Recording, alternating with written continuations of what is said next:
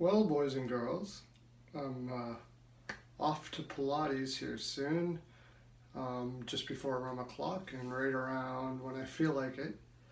So I thought I'd chime in on some Nashville Predators here for you. The Nashville Predators organization has a pretty darn good general manager, David Poile. Uh, one of the things that are signs of a good general manager, and any general manager will tell you this, is what makes a general manager is their coach, and he picks them pretty darn well. Barry Trotz, I have a personal man crush on the man. I think he is possibly the best in the NHL, even better than Babcock. I know you're going to argue, everybody will argue with me, but what he did in Nashville when in the time that he was there, and I know he didn't win a cup, but he brought teams to the playoffs that just had no business to be there. And Pekka Rinne has not been the same since he left. That's what I said about coaches getting the best out of their goaltenders. And now he's in Washington, and I'm sure he will win a cup there. And I'm thinking it's going to be this year, actually. They're my pick for the Stanley Cup this year. But Poile, what Poile or the organization has done under Poile is, as most people know, has brought in some amazing defensemen. Ekholm, Seth Jones, Weber, Suter, Josie, Ellis. The list goes on and on. Like, they're just fantastic defensemen. They never seem to run out.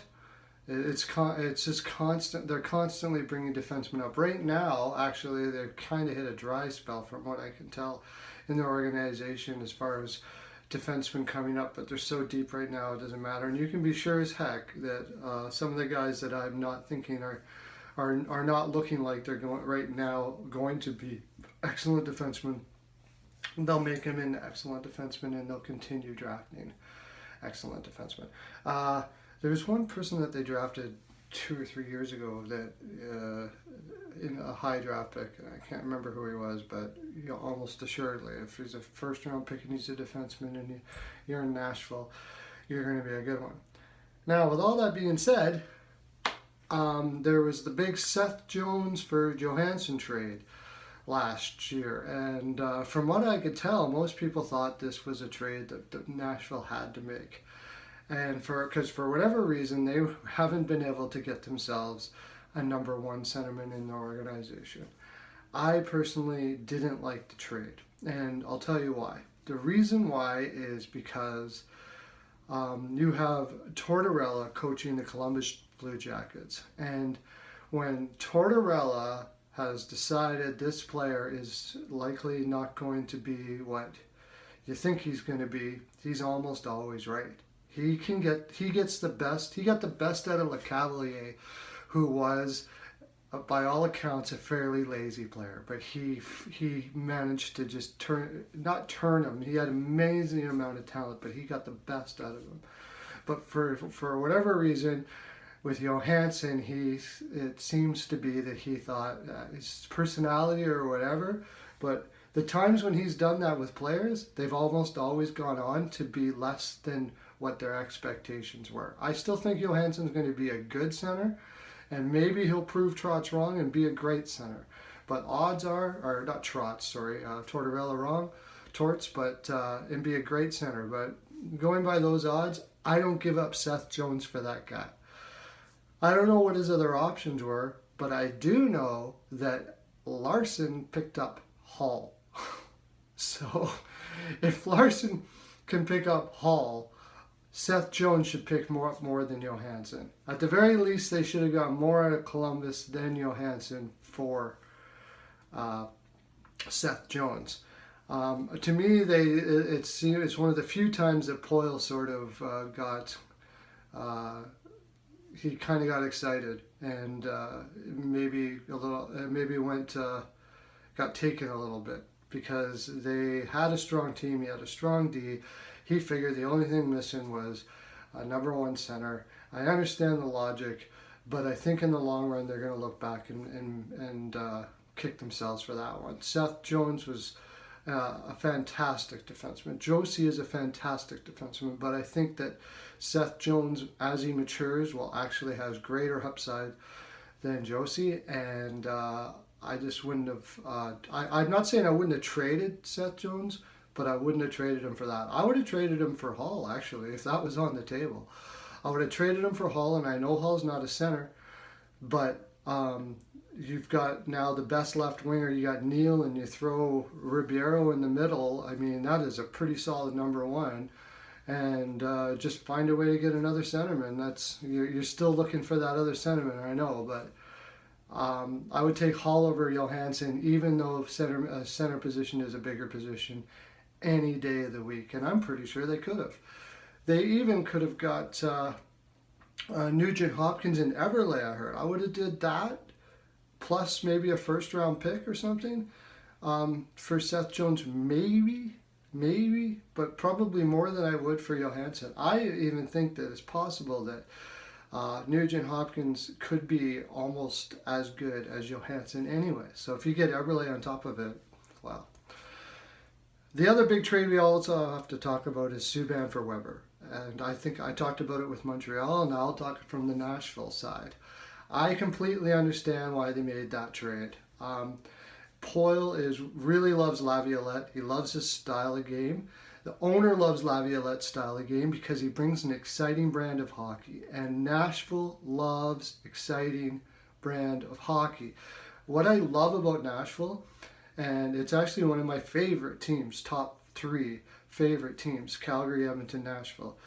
And the reason why is because they understand fun. They understand that the game is fun. And they go and enjoy themselves.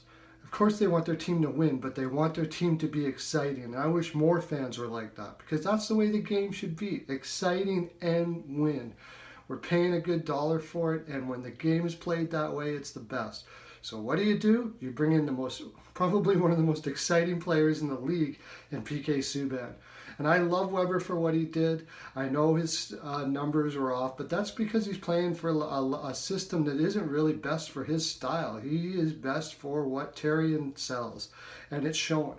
He's doing really good over there. It was a great trade for both sides. They got out of a really big contract with Weber. Weber was only going to be aging. I don't think that's going to matter too much. He's just too good of a player. He'll play at a very high level for a very long time. But Subban fits the bill in Nashville. I think they're going to love him there. I know they're going to love him there, and he's going to bring that exciting brand of hockey that Nashville loves. So maybe that was part of the reason why the Seth Jones trade was there, because Seth Jones is more of isn't really that electric type defenseman. He's a solid defenseman first that can provide good offense, but you need those guys as well. And he had a lot of mobility. He's so quick. That could have been part of the reason. I don't know if Johansson solves that problem for you either, though. So, all in all, I have the Nashville Predators making the playoffs this year, although they're struggling early. Pekka Rinne has been struggling ever since Barry Trotz left, but it looks like this year things are going better for him. Part of that, people have to understand, is Laviolette plays a very offensive game, a very offensive system, and it's tough on goaltenders. It's very tough on goaltenders. Even when he was in Carolina, he had Ward there. When Ward was playing his best, his numbers weren't very good, and when he won a cup. When he brought Philly, he played a system that almost their team was so good offensively they just needed an average goaltender to stop the puck. But a guy like Rinne, who had been playing under Barry Trotz's system, which was much more defensive, catered a lot more to the goaltender. It's been a bit of a transition, but I think this year it's going to start going the other direction for him, and I have Nashville making the playoffs, and possibly even going deep for sure. They have that kind of team, although in the West it's pretty hard to tell. So I've given you one, Washington Capitals for the East, and somewhere along the line I'll tell you who my West team is. I know you'll be waiting at the edge of your seats. But I have definitely did my full 42. Almost 10 minutes for Nashville. Wow. That's amazing. Chicago, I only gave 5, but Nashville, I gave you almost 10 minutes. And I have so 42'd here. Oh, it's Pilates o'clock and then rum o'clock. Have a great day.